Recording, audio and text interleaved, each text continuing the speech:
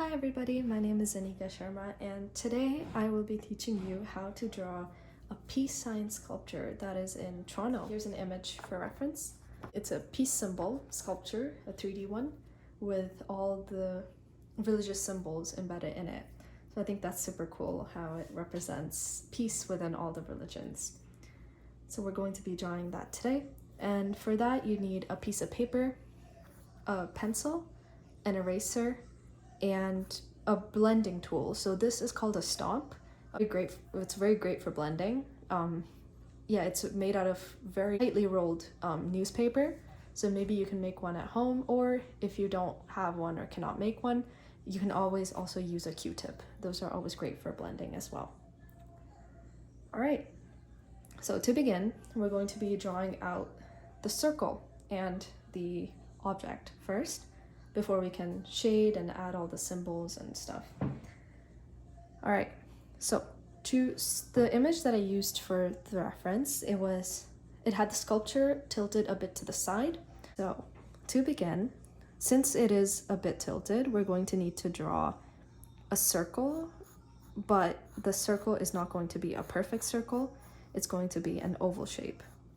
So just move your pencil very lightly, because we're going to be erasing a lot throughout this, as not everything is perfect, as you can see. So make very light lines.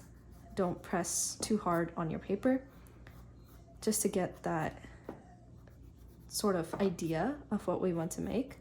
And then we can always go in and darken the lines up later when we are happy with what we have in front of us. And it should look somewhat like this. Make sure you use a light hand, and this is the initial oval that is going to be our main frame. Now, to give it that 3D look, we're going to create a little side show that will create a diagonal line. It doesn't have to follow the circle. I think it looks better that way. And then at a point, maybe 2 fingers below from where you started, just begin curving it down. And below, make sure it doesn't reach the bottom, because we don't want to connect it to the bottom. So we want to connect it to somewhere just slightly above the bottom, as in our reference picture. You can go in and fix up some details, like making it rounder or having it move better and move parallel to the main one.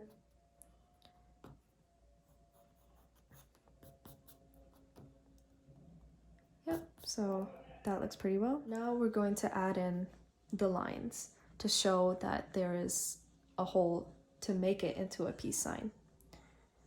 To do that, you can use a ruler if you want. I'm just going to freehand it, but if you're not super good at drawing straight lines just by hand, you can always use a ruler as well. So figure out where the middle is of the circle. So maybe just draw a line through and then figure out where the center point is. So just looking at that, very roughly, we know that this is the middle line that we can follow. So what we're going to do is just a little bit away from the middle line, we're going to draw another straight line.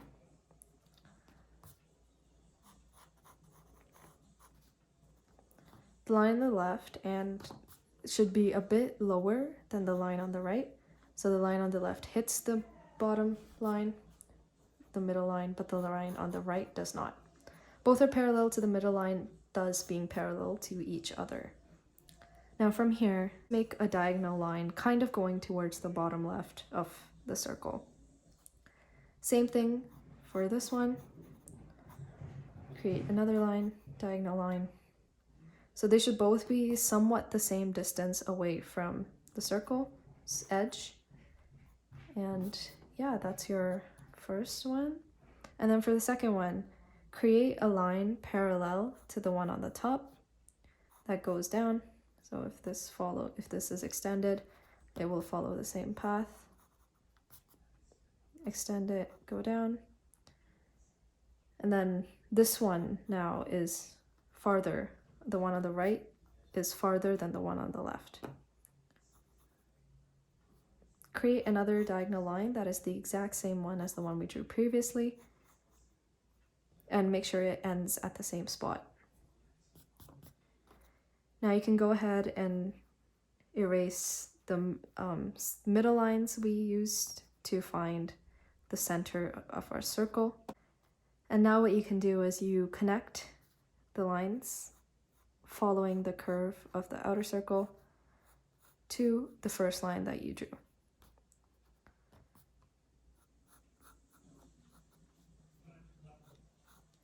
So you do that with all the lines you drew, making sure to follow the curve of the circle. Same thing for these. Perfect. If you want super crisp lines, you can always go in and change the straight lines only with a ruler. Now the last lines we're going to draw are just some edge inside lines to represent that it's a 3D object. So such as in here, we're going to draw a curve somewhat matching the outside curve. So that represents this thickness, the inside thickness of our object. So it's somewhat like it doesn't have to be exact. Just making it seem like this is the inside, you can see through to the back here. Same thing over here. Instead of drawing a curve, you're going to be drawing straight lines. So if you extend this sort of, you can see that it meets with this parallel line here and then goes at the same diagonal angle as this one.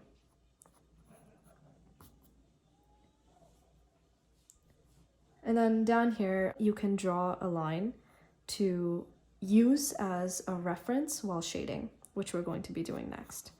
Just to know which areas are lighter and which areas are darker, just the way the light is hitting the sculpture. And now we're going to get into the shading, which I find is the fun part because it brings the structure alive and make it look 3D. All right, so to begin, we're going to be tackling this area right here. So the way the light hits the object, it is always going to be dark on the edge. So the way I'm shading here is you take your pencil. I prefer to hold it this way. You hold it however you want, but it should be almost straight to the paper. Like it should be flat. It gives the best results for shading. And so now you're going to move your pencil in a circular motion just in the center of this curve. So it goes from really big to really small in the same circular motion to the edge of this line. So this is the part where the shadow is the darkest. And then on the edges, there's just a light bit of shadow. So there's not much. Right. So the second part we're going to be tackling is this one. So the reason I made this line was because this area was darker than that area, the one area on the bottom, and it seemed to cut in a really nice crisp way, so that was good for us.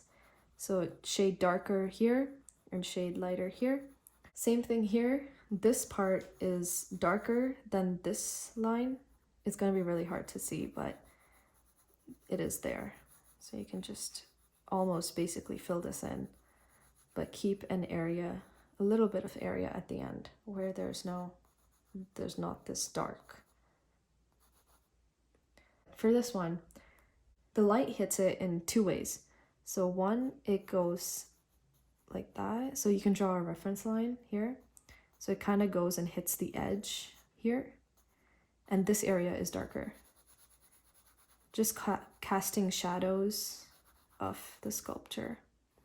And another area that's really dark is going from here, this point, to this point. So just like that. So this area is also really dark. And just along with this area as well, here is kind of dark as well. So, but this is darker than that. So this is kind of dark. And then the rest you could just shade in lightly like we did here.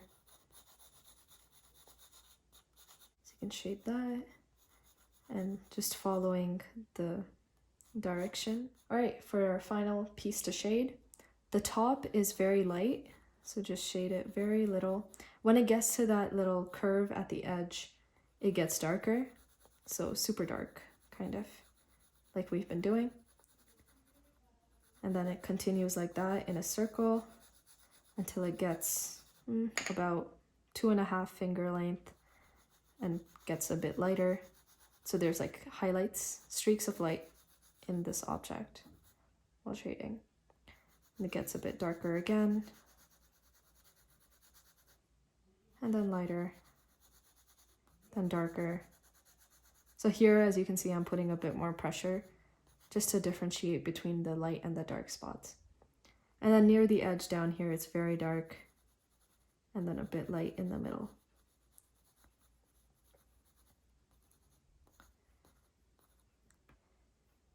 So we are also going to include a shadow.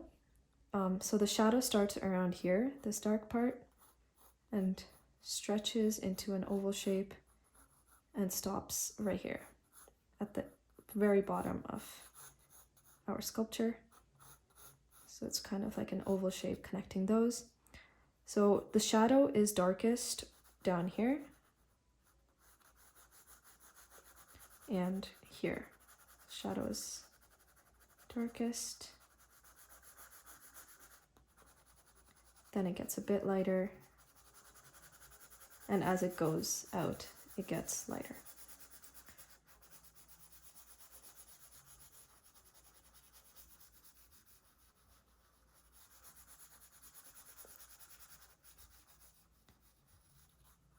So now we're going to go in and use our blending tool. So when blending, it's always recommended to go from the lighter areas to the darker ones, but I don't usually do it that way. So if you want to go from the dark areas to the light or light areas to dark, whatever you want, whatever works for you actually. Going from the dark to light kind of works for me, but I realized that my pictures do come out a bit darker than what I want. So going from light to dark is definitely recommended. As you can see, I'm not doing that here. I'm just using my stomp as a pencil, just shading the darker areas and then shading, not putting as much pressure on the lighter areas to have them retain their lightness. So you can use, if you have a stomp, you can just use it as a pencil. If you have a Q-tip, it may be a bit harder to shade, just because it's a Q-tip and it can take away some of the graphite, like a lot more than this.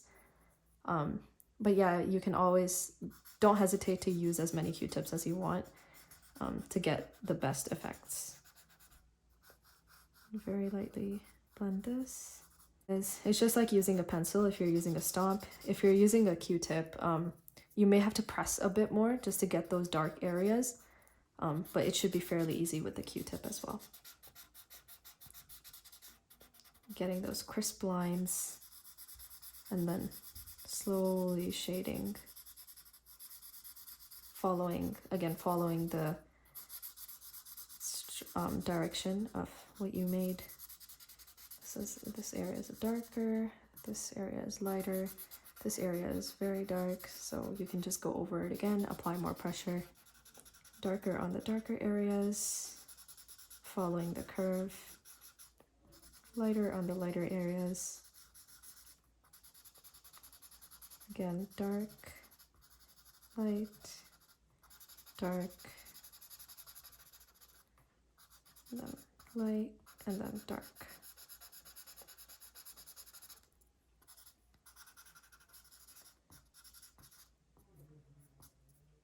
And then you can also shade in the shadow. As you can see here, the shadow kind of gets blended in with the sculpture. Don't worry, we can always go in and make the lines of the sculpture stand out a bit more. You don't need to do that with the shadow because it's just a shadow, but the sculpture does have crisp lines, so we can go in and make them darker after we're done blending. All right, now we can go in and make our lines darker. Just following carefully the line that we drew before.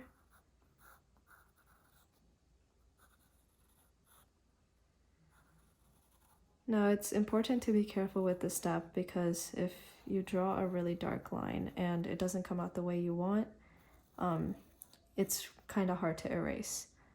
So I do see a few mistakes that I made while drawing this, but that's okay. It doesn't have to be perfect. You can go in and make this a bit darker as well.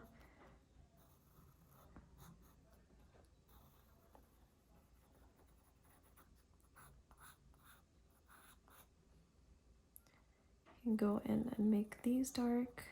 Oh, that was, yep. This edge, and this one,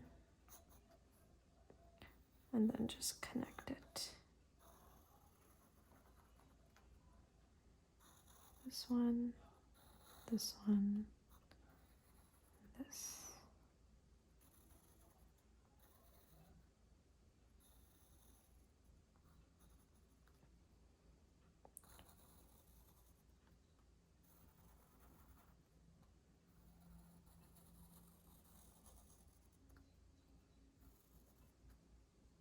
Alright, that is our peace sign.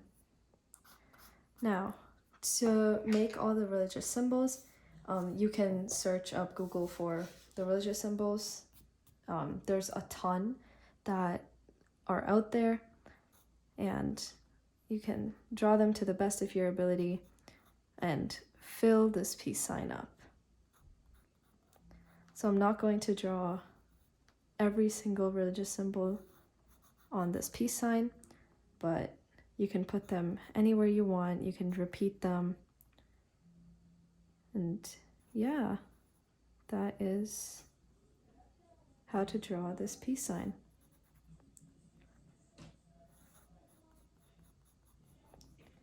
And after you're done filling in the area, it should look something like this. The shadow should be a bit darker, and so should the actual sketch. But yeah, it should end up looking like this. Thank you for watching.